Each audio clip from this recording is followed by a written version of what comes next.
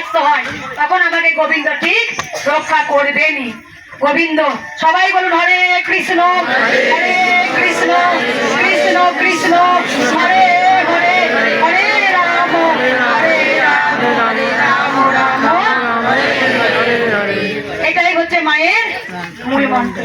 জয় কৃষ্ণ কালী, যিনি কৃষ্ণ যিনি আল্লাহ যিনি হরি। তাই ভগবানকে ডাকুন, আর কিচ্ছু বলবো না।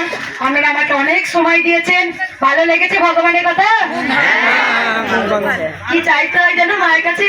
ভক্তি দাও, চেতনা দাও, জ্ঞান দাও। মাকে যেন কোনো ভুল না করে ফেলি মা।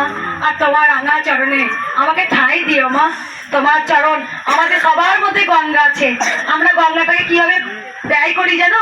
নিজের জন্যে। আমার ছেলেটা ইস কেমন হয়ে গেল, ইস আমার ছেলে যেন চাকরি হয়, কিন্তু আমরা কই? দরজা বন্ধ করে কেউ তো বলি না যে গোবিন্দ তুমি কেমন আছো, গোবিন্দ তুমি খেয়েছো, গোবিন্দ তোমার জন্য আমরা পৃথিবীতে এসেছি, তোমার জন্য আমরা দাঁড়াদামে এসেছি, তোমার জন্য এখনো দুবেলা দুমুঠো খেতে পাচ্ছি, তোমার জন্য আমরা এখনো হাঁটা চলা করতে পারি। তাই গোবিন্দ তুমি ভালো থেকো, তাই গোটা জগৎ ভালো থাকবে। আর কিছু বলবো না। আপনারা অনেক সময় দিয়েছেন, আপনারা আসবেন আর টিস্যু টাকাবেন। যেমন মা কি বাবা কি বললো, ওই বাড়ি থেকে ছেলে পেতে যন্ত্রণা অনেক জায়গায় গেছে, ভালো হয়নি, সেখানে একটাই উপায় কি পেয়েছে, একবার মায়ের কাছে যাই না, মা যদি আমাকে উদ্ধার করে দেয় তা উদ্ধার হয়ে গেছে এই বাবা।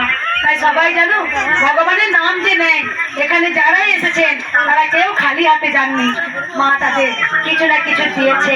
কৃষ্ণকালী মায়ের কাছে এই যে হাজার হাজার মানুষ রোদে গরমে দাঁড়িয়ে থাকেন, তারা মায়ের কাছে কিছু না কিছু পান। খালি হাতে এলে হয়তো অন্য আশা নিয়ে এসছেন, অন্য আশা দিয়ে পাবেন। উপকার হয়েছে মা? মায়ের যেটা শাড়ি নিস কি উপকার হয়েছে? এটা একবার দাঁড়াও মা, বাবার কথাটা শুনি, বলো এটা। বাবা একটু হেঁটো, তুই দেখতে পাচ্ছি না বাবা, তুই নিচে, বাবা তুই একটু হেঁটো, বাবা দাঁড়াও, তুমি ওখানে দাঁড়াও, তুমি ওখানে দাঁড়াও বেটা। বাবা ছাদ থেকে পড়ে গিয়েছিলেন, কেমন মিরাক্কেল হয়েছে দেখো একবার। রাধে রাধে রাধে রাধে রাধে রাধে।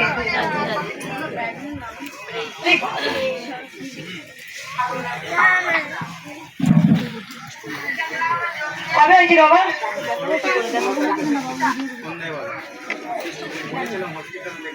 হসপিটাল থেকে মাকে বলেছিলেন সব সময় মায়ের